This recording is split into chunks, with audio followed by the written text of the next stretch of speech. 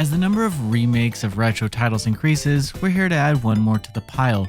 Wonder Boy, Asha, and Monster World is a remake of Wonder Boy 4, and it's a title that deserves to be commended for its magnificence, as it delivers a delightfully charming Zelda-like adventure that translates its content in a digestible manner for any intriguing fans of the general adventure genre to dive into.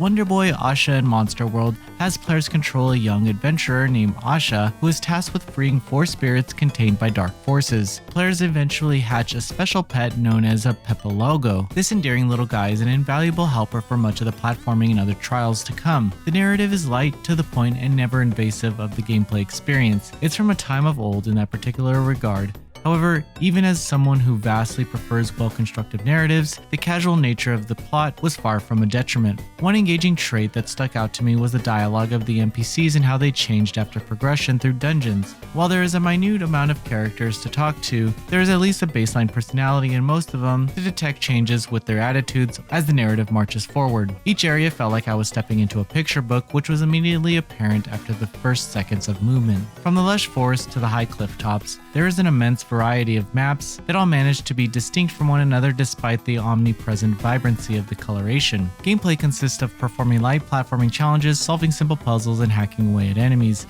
The game delivers its tutorials and signs that are brief, perfectly meshing with the ease of approachability the title is clearly going for. Combat is arguably where the title is at its simplest and almost to a fault. Slashing is the main action to perform against enemies, and it can be done in conjunction with jumping. The downward slash is particularly noteworthy thanks to the bouncing effect, literally throwing you from one enemy to the next. Additionally, there is a special attack called the magic hit that is utilized in the same mythology as normal attacks. The only difference is that the magic hits deal an ample degree more damage. The bosses, unfortunately, reinforce the simplicity with overtly based patterns and humorously straightforward methods of brute forcing. The fact that several healing items can be held at once and used whenever desired removes much of the tension that would potentially be present had they been removed entirely or at least restricted in the amount. Asha's running speed is smooth and swift and is truly the foundation of what makes progression so gratifying. She immediately responds to inputs and has weighted jumps with a lack of floatiness. Her swing speed with the sword is similarly responsive, which is imperative as many of the mishaps I made were solely due to my own ineptitude and not the game's.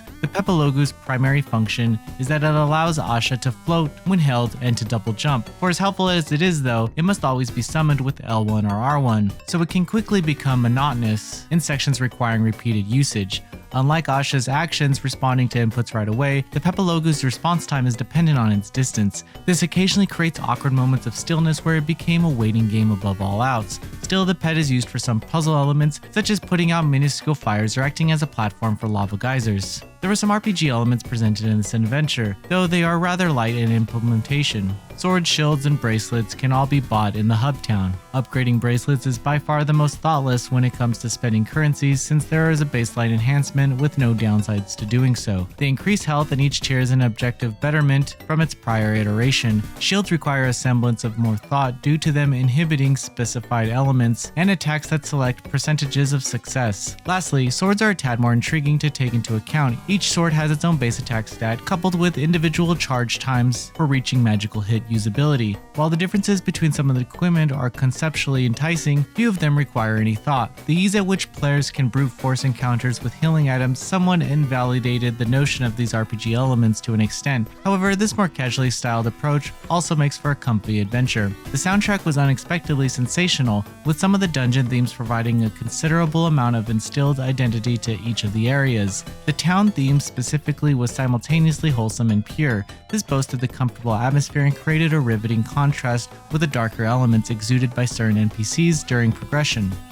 Wonder Boy, Asha, and Monster World stands out as a pleasant journey packed with congenial level design, delightful visuals, and an uncomplicated but effective gameplay loop. While the combat is relatively mindless in execution, the incorporation of movement and attacking is so excellently done that this fault rarely muddled the exuberance I felt. If anything though, I ultimately feel like there's a well of untapped potential, especially regarding the enemy designs being as simplistically elementary as it was. Noisy Pixel is giving Wonder Boy, Asha, and Wonder World an 8 out of 10. Thank you for watching. Please read the full review at noisypixel.net. Noisy Pixel is run by a group of gamers who work hard to deliver news, reviews, previews, and more. Please subscribe to keep up with all our future content.